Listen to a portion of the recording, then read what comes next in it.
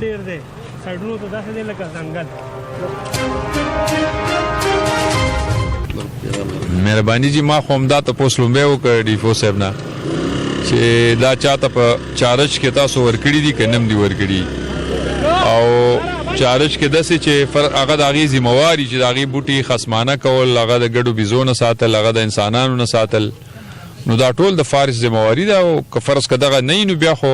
د دې فایده نشته دی. نو دغه به ضروري که ځکه چې د دې نه به اوس تپوس کېږي او دا خو چونکې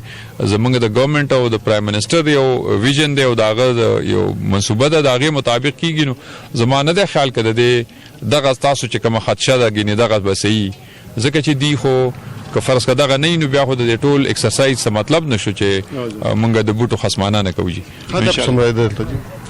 هدف خو ما خو لکه ضروري خبره ده 1 بلین زموږ صوبې مخکې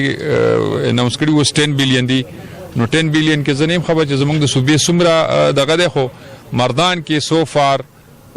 3 کروڑ او 76 لاک بوټي کرلې شوي دي. نو دا هغه بلین ټریز به هغه به ډیفو صاحب ته پته چې هغې کې د مردان څومره حصه ده،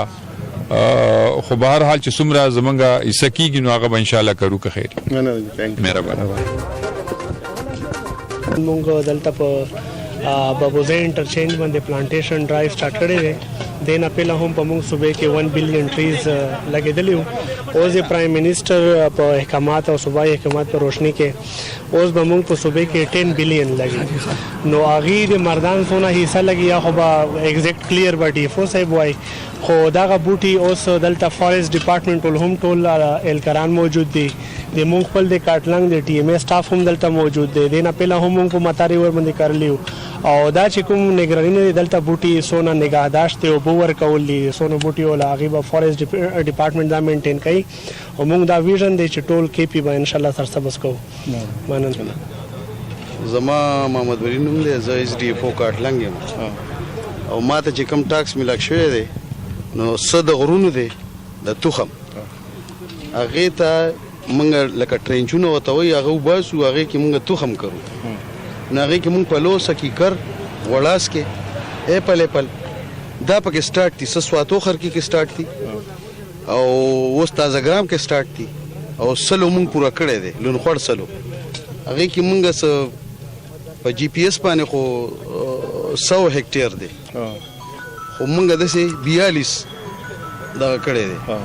او په دې سواتوخر کې چې دی موږ 35 او 50 هم پکې مخکې کړی دی، څه موږ په ملوشا کې کړي دي او اوس دا دغه چې موږ ته میلاو شوي نو دا مخکې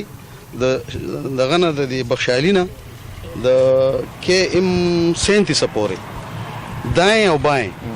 دا ما 21500 بوټي لګولي هغه سټارټ دي. اوس دا دغه چې دی دا موږ ته د دې RD 56 نه د RD 50 نه د 56 پورې وځو دایې بایې په دې کې به 13500 بوټي زه لګوم او دې کې دا سیمل دي جې کورنډا ده چینار دی او زه په ځای په کې سپیدار او بکای نم دغه کو دا ان شاء الله چې اوس موږ له خدای همت راکړي او د باران دغه دی څوکړه ده